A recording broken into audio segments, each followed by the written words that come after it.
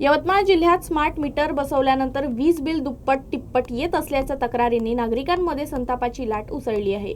यवतमाळ, पुसद, उमरखेड, घाटंजी, आळणी आदी तालुक्यातील अनेक गावात ग्राहकांना अचानक प्रचंड वाढीव बिल मिळू लागलं असून अवघ्या काही लाईट असलेल्या घरांनाही 10 ते 16,000 रुपयांची बिलं पाठवली जात असल्याचा आरोप आहे।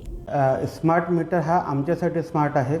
हे सर्व जो कोणी पण चोरी करायचा प्रयत्न करत असेल, मीटरसोबत छेडछाड करायचा प्रयत्न करत असेल, तो डाटा आमच्या सिस्टममध्ये तो रेकॉर्ड होतो आणि जो चोरी करतो त्याला ही गोष्ट पाहिजे नाही आहे म्हणून तो अशी अफवा पसरवतो आहे। आम्ही 1 कोटी मीटर बदलतो आहे, महाराष्ट्र जनता सज्ञान आहे, असं कुठेच होऊ देणार नाही। ह्याच्या अगोदरही इंडस्ट्रियल आणि मोठ्या कंझ्युमरला असे मीटर लागून चुकलेले आहे आणि त्यांच्याकडून अशी कुठलीही तक्रार आलेली नाही आहे। जनतेला आवाहन करेल की महावितरणला सहकार्य करावं, नवीन जे तंत्रज्ञान येत आहे त्याचा वापर करून आपण महावितरणला सहकार्य करावं। स्मार्ट मीटर ही अचूक रीडिंगसाठी 0% एरर फ्री बिलिंगसाठी आणण्यात आलेलं आहे।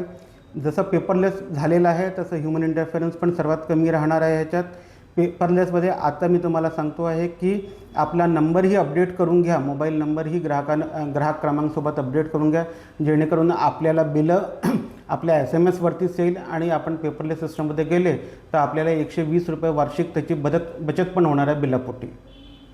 काय ना सर? प्राजक्त प्रद्युम्न देशपांडे, उपकार्यकारी अभियंता, यवतमाळ ग्रामीण उपविभाग। आम्ही जास्त तर काही सांगू शकत नाही, पण जे जुनं मीटर होतं हे म्हणजे व्यवस्थित चालायचं आणि बिल पण आमच्या बजेटमध्ये बरोबर जे यायचं जनरली तेवढंच यायचं। पण आता जे नवीन मीटर लावलं आहे हे नवीन मीटरपेक्षा डबल किंवा टिबलच येऊ शकते बिल, पण कमी येणार नाही।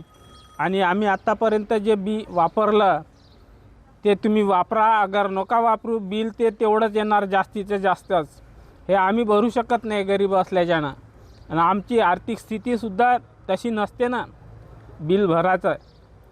त्याच्यामुळे आम्हाला हे नवीन मीटर बदलवण्याची सरकारकडे आम्ही विनंती करणार आहे आणि सरकारने आमची विनंती मान्य करून हे तात्काळ बदलून द्यावं हीच विनंती आहे।